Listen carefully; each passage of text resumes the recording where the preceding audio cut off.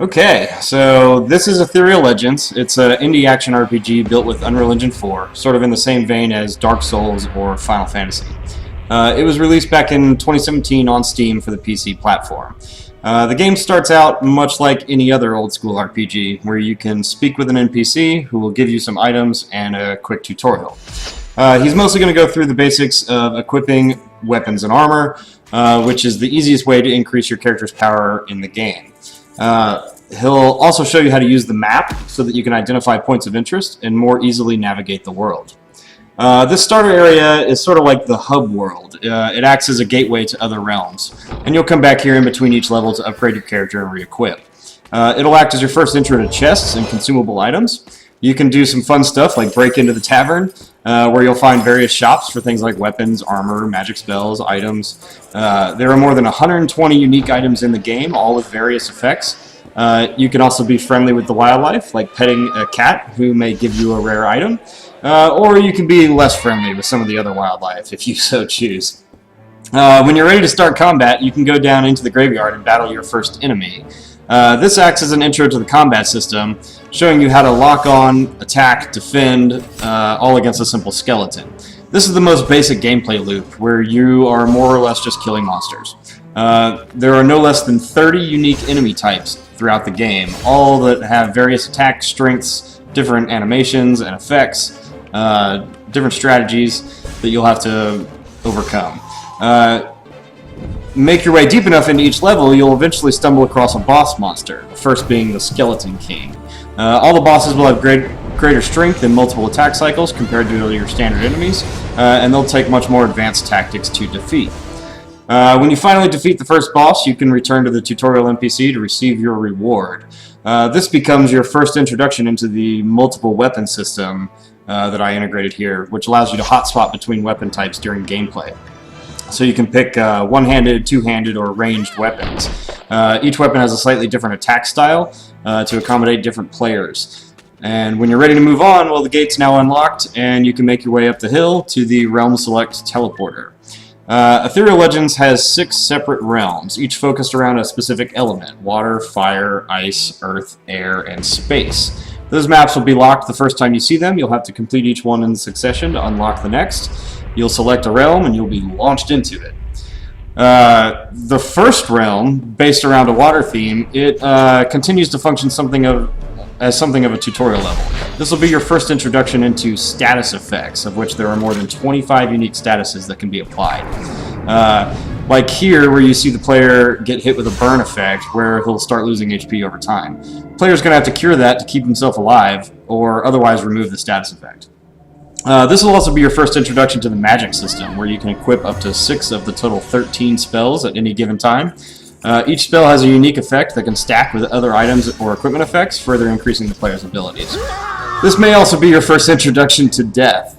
Assuming you have re-raise applied, you can just get right back up in the same spot with no real issues.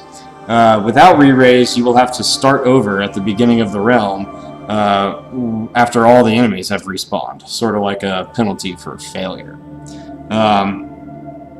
So each realm is going to have a simple puzzle.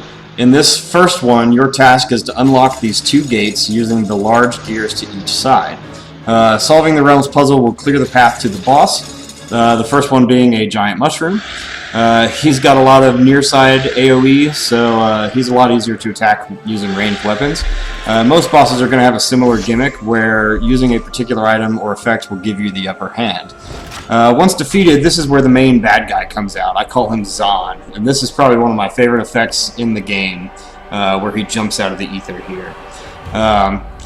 You know, if I had had the time or the resources to put a real story into this game, this guy would have been my primary antagonist. He'll spawn at the end of each realm after you defeat the boss, and now you'll have to duel him one-on-one. He's mostly there to annoy you and hinder your progress during your quest. He's really strong, he's got a lot of fancy attacks, but eventually you'll defeat him too, and you'll get to move on to the next realm.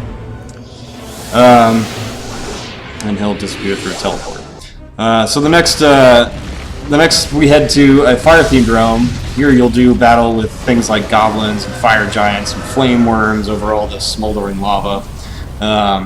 After that, you'll be headed into an ice-themed realm where you'll have to solve this door puzzle, and then you'll get in a fight with a very destructive gorilla. The next realm is Earth-themed and finds you on an island searching for power runes. If you find them all and activate them all, you'll reveal a path to the dungeon below, which contains a giant troll monster who is absolutely ready to stomp on your face. Up next, you're going to be finishing battling this guy, but up next you're headed into the atmosphere to dodge lasers fired by mechanical drones. These are best dealt with using range attacks of your own. The mega boss up here in the sky is a walking metal terror who will fire rockets and massive laser blasts in your direction. His mechanical nature makes lightning magic an obvious choice for a takedown. This is definitely one of the harder fights in the game, but a thunder spell will make short work of him. Once you've done all that, your next stop is space itself, a place I call the Celestial Nexus. What you'll do here is have one final encounter with Zahn in his strongest form. He's got a few new tricks up his sleeve, but players are usually leveled pretty high at this point, and they'll make short work of him. But once they do, Zahn's going to morph into his final form, a being I call the Eternal. And that's this guy. There's a few special weapons in the game, like the lightsaber, that you can use to take this guy down a little more effectively. Being the very final boss, your battle with the Eternal will absolutely be the toughest fight in the game. You're going to have to be on your guard, constantly moving, dodging his attacks while landing your own. You'll need to have a wide array of offensive and defensive buffs applied, and you'll need to keep them up at all times. None of his attacks can be blocked. All of them will apply some sort of negative status effect if you're hit by them. It's definitely a tough fight, but good equipment, solid preparation, as always, will win the day. And once you do, that's more or less the end of the game. There's some additional in-game content available back in the hub world, such as unique boss fights you can unlock using items obtained in other realms. And those battles can drop more advanced weapons and armor, so you can further gear out your character. But otherwise, there's not much left to do. Well, that's Ethereal Legends in a nutshell. Thanks for watching.